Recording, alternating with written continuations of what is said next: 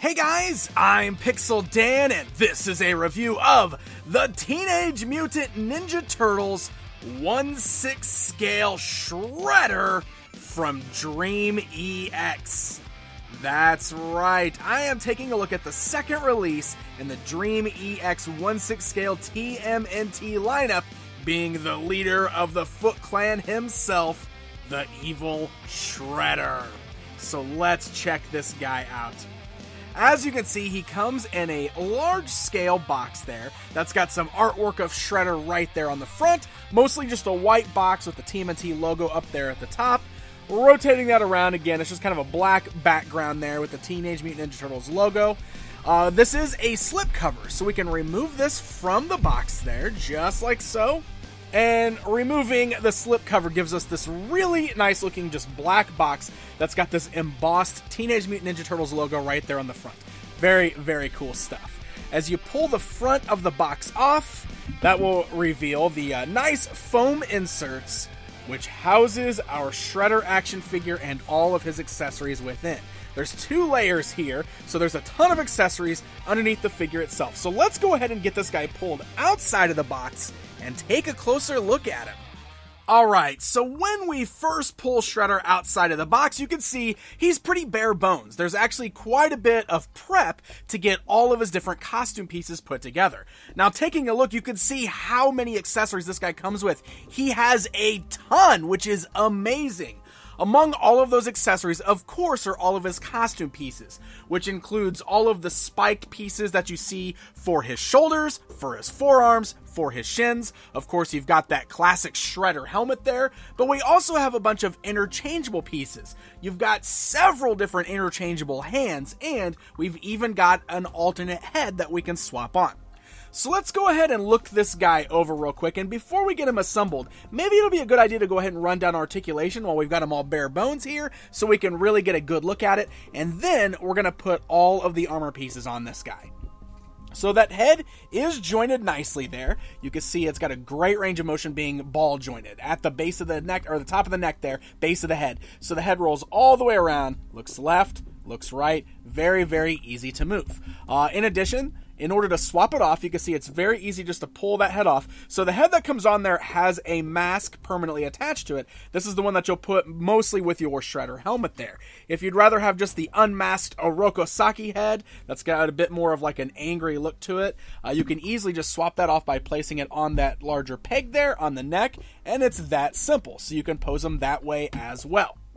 Let's go ahead and swap this one back on there for now. Otherwise, we've got the nice ball-like joints at the shoulder, so the arms can go upwards, forwards, and backwards. You've got swivels at the elbow, as well as a standard joint at the elbow there. You do have swivels at the wrist. It's ball jointed there, so they actually roll all the way around. Great range of motion, and you can, again, swap these hands off very easily. They're just on little pegs there. So that way we'll be able to swap on some of the different hands, which I'll show you more in just a bit. You can see the torso is articulated underneath the shirt there. It looks like nice ball joint, so it rolls all the way around at the torso. It's also articulated at the waist there, so we can swivel the waist side to side. You can see even though he's wearing this cloth outfit, it doesn't hinder the motion of that too bad. You can still articulate that pretty well. Same with the legs. You got these great kind of almost leather-like pants or pleather-like pants there. It's a great material. You got some nylon on there too, so it's got a good stretch to it. And you can see the legs can go outwards at the hips, forwards, backwards, great range of motion there. They also are going to swivel there. Looks like we've got nice swivels at the knees as well as a good knee joint. You can see still good and articulating very well even underneath the cloth outfit. The foot is swiveling at the ankle. Looks like that's a nice ball joint, so it's rolling all the way around. Great range of motion there as well. So the articulation should be pretty good on this guy. Very standard, I think, for this type of 1/6 scale collectible, if you're familiar with that. All of the joints seem nice and tight as well. He's standing pretty good on his own. I should be able to get him in some pretty decent poses, which will be a lot of fun, especially once we get him all geared up. So speaking of getting him geared up, let's go ahead and do that. Let's put on some of his outfit pieces here. So he's got these little black sheet type pieces here that are going to go over his forearms. And in order to do that, we will want to go ahead and pop the hands off there, so we can easily swap those hands off. And then we're going to slide this right here. It's got a nice tight feel to it, actually. I really like that. So that way we won't have to worry about it falling down Get it wrapped around the form all the way there, just like that. So I'm also going to take this opportunity to go ahead and swap one of the hands out. You can see that the figure comes with open hands there that are completely opened up. The other hands that you'll be able to add to the figure, if you'd like to, is you've got kind of a more, almost like a clutching hand, it looks like there for the left hand, which is nice. You've got kind of a gripping hand there, which is going to be good for holding onto accessories that I'll show you later. We've also got the closed fist hand.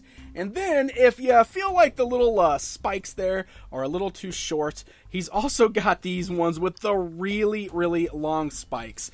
So that's kind of interesting. Now, these did kind of come out a little warped, so you might have to kind of flex those a little bit to get them straightened out. But it's interesting that we've got the option for the shorter or the longer. I'm going to put the shorter on for right now, but of course, we will see what they all look like here in just a bit.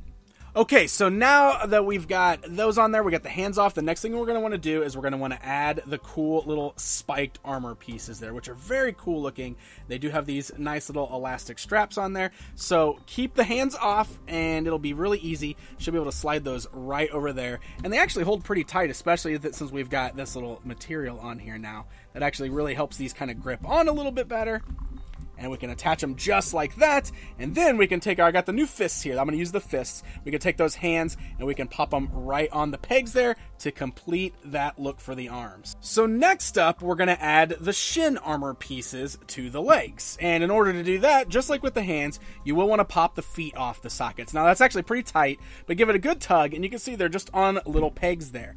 And we have the same little straps on the back side of these. By the way, these spikes are super sharp, actually, so be very careful with that. I've been pricking myself pretty hard while putting these on the figure, so definitely something to be a little wary of while getting this guy all assembled.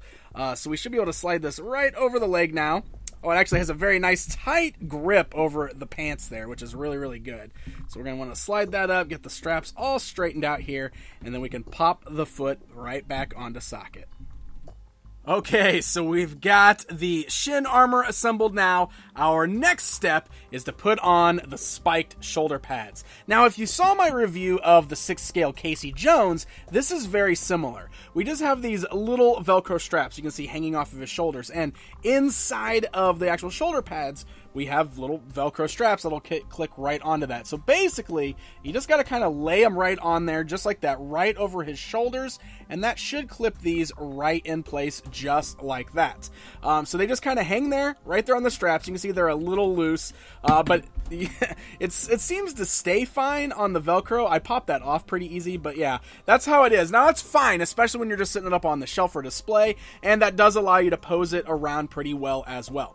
Now that looks pretty sweet, and of course we're going to want to put the helmet on, but one of the other things that this figure comes with is an awesome cloth purple cape. So if you want to attach the cape, you're going to want to do that here as well. Just pull the head off as I showed you earlier.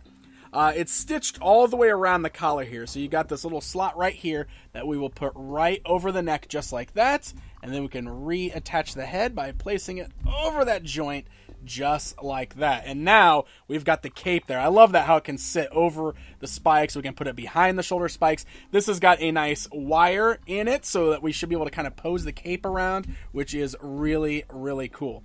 And of course, lastly, we have the Shredder helmet, which we can then just place right over the head just like that and clip it down. And that, my friends, will complete our look. So now that we've got them all assembled, let's take a closer look at the details on this guy.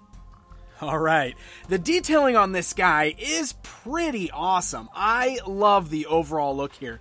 It's doing a really good job of kind of capturing that classic Shredder look from the original cartoon series, but sort of updating it with their own style and flair, almost like a realistic version of that original cartoon Shredder. Looking at the helmet there, I really like the design of it. You can see it's got a great paint deco that gives it sort of a metallic silver shine, but also has a nice wash in there that really brings out all of those details around the helmet, which is very, very cool.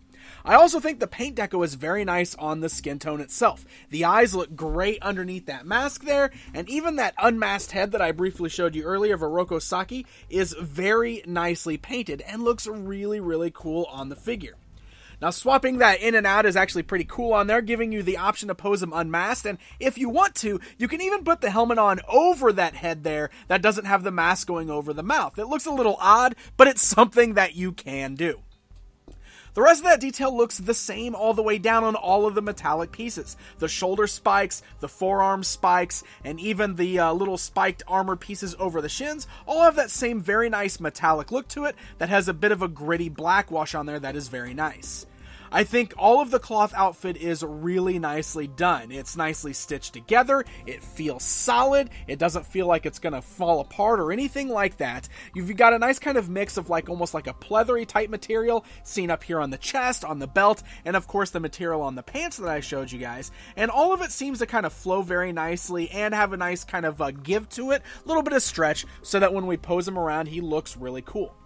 The purple cape is a nice kind of lightweight cloth there, and you can see it's nice and tattered and torn at the bottom, which looks really cool. And as I talked about while putting it on, it does have a bendy wire all the way around the outsides of the cape, which is going to be really cool for bending it around. You can almost give it kind of like a windblown look. You can make sure to bend it so it falls just right down behind his back. And if you want to, you can even pose him without the cape, but I really love the cape itself. So I think the overall look of this figure is very cool. And kind of mixing that up with some of the poses you can get with his articulation makes this guy really nice looking for your display shelf.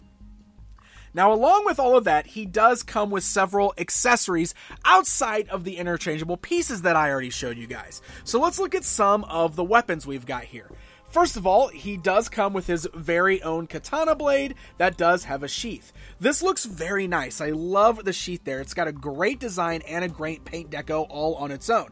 And then the sword is even cooler because the blade is made of an actual metal material. Look at the way that blade glistens under the studio lights here, and it's got a nice weight to it. It's very heavy. I really, really like it. Now, here's one little weird complaint that I've got that I got to show you guys. I mentioned all of the interchangeable hands earlier, and this hand right here specifically, there's one for the left and the right, looks like it's a gripping hand that is meant to hold onto something like a sword. But the sword does not seem to fit in the hand here at all. I mean, there is no give to actually push this all the way through. I thought maybe the sword blade would detach or the handle would come apart in some place, but it doesn't seem to do that. And I cannot get the sword into this hand here. So I'm not entirely sure what these hands are used for. Instead, the only way to really get him to hold on to the sword is to use this more slightly open gripping hand there. You can get the sword in that hand pretty nicely. He does get a pretty solid grip on it, so that there is not so bad. He can't, however, really hold on to the sheath very good. It's a little too big for all of his hands, and unfortunately there's really nowhere to holster the sheath on the figure from what I can tell. So I think that's a bit of a bummer, and I kind of feel like the hands could be a little bit better at holding onto the sword accessory. Now, moving on with the accessories, we do have a few more really cool things. First of all, he comes with 3 throwing stars, and these are awesome because they too are made of the same metal-like material as the katana blade, so they're very shiny, they have a great weight to them, they are dulled off, so they're not super sharp, which is probably a good thing. But again, with the hands, we run into a problem where none of the hands really can hold on to them, except for those hands that I thought were more meant for the sword. They don't really look like they're in a proper pose to be holding onto these, but they're the only hands that really get a good grip on those stars if you want to put them in his hands. He does come with 2 more accessories. Both of these are incredible. So first of all, he comes with his little hand communicator that is straight out of the original cartoon series. Look at that. How amazing is that? Shredder always used this to communicate with Krang, and look at that. There's even an image of Krang right there on it. I love this accessory. It's really cool, very nicely painted, but you know where I'm going with this? My one nitpick? None of the hands hold on to it very good. The closest we've got is back to that slightly open hand there, but he does not get a good grip on this. Look at this. When you try to place it in that hand there, it's really awkward. You can get it slid in there. You really got to work it in, but when you've got it then positioned in his hands and you've got it attached to his arms, it's really hard to make it look like he's actually looking at the screen. But at least the hand can hold on to it, and I do got to say, I really love this particular accessory. The final accessory that we get is this really incredible canister of retro mutagen ooze so that Shredder can try to demutate the turtles. This is very cool because it's got this nice clear tube. It's got what looks like a pink or purplish liquid on the inside, which is what color the retro mutagen was in the original cartoon series. It doesn't move in there. It's like a solid type resin probably on the inside. But I love the overall canister. I think it's beautifully designed and painted. Really fun accessory, but I have another complaint. It's the exact same complaint. None of the hands can hold this thing. I wish there was a hand that was molded to be actually gripping on specifically for this, because I would love to be able to pose Shredder actually gripping on and holding onto this canister. As it is, the only hand you can kind of get holding it are the flat open hands, and in that case, you kind of just have to lay the canister in his hands. He never gets a really tight grip on it, so this becomes one of those things that is going to just sit on the shelf next to the character, most likely. So just to kind of size this guy up a little bit, let's go ahead and stand him alongside the DreamEX Casey Jones figure, which I've already taken a look at. You can see these two standing side by side. They're from the same lineup, and they actually look incredible standing next to each other. The overall design of these figures is really, really well done. Casey had a similar problem with not being able to hold on to any of his accessories very tightly, but you can't deny how great they look. Also, I wanted to stand this guy alongside the Mondo Leonardo figure, and really, the size is perfect on these guys. The turtles are supposed to be shorter than Shredder and the other humans. I think Leo looks great with the Shredder, and this might be a great option for posing these guys on the shelf if you're looking for a Shredder to put with your Mondo turtles. So there you go, my friends. There is a look at the brand new DreamEX Shredder 1/6 scale figure. There's a lot of things I like about this guy, but I definitely have my nitpicks as well. Overall, I think the design is great. He looks wonderful. He's got a great paint deco. The outfit is nicely designed, and he comes with a ton of accessories. Mixing and matching the hands is a bit of a pain because of the spiked gauntlets that he's wearing. It actually makes it very difficult to pop on new hands, so that is a bit tedious, and I have a feeling that a lot of you out there are going to find the hands that you want to pose him with and just leave them that way on your shelf. Also, all of the accessories are amazing, but he can't hold on to most of them very good, and I really dislike that. I don't like it when my figures are unable to hold on to their accessories properly, but I love the inclusion of so many accessories, and overall I do feel like this is a very nice looking high-end action figure. Now, he is pricey since he's one of those high-end figures. He's going to run you over $200. I think he retails for around $219.99 online at stores like BigBadToyStore.com. So happy hunting, my friends! And hey guys, if you enjoyed this video, please hit that like button. Feel free to leave me a comment down below, and don't forget to subscribe so you never miss out on a TMNT toy review. Until next time, my friends.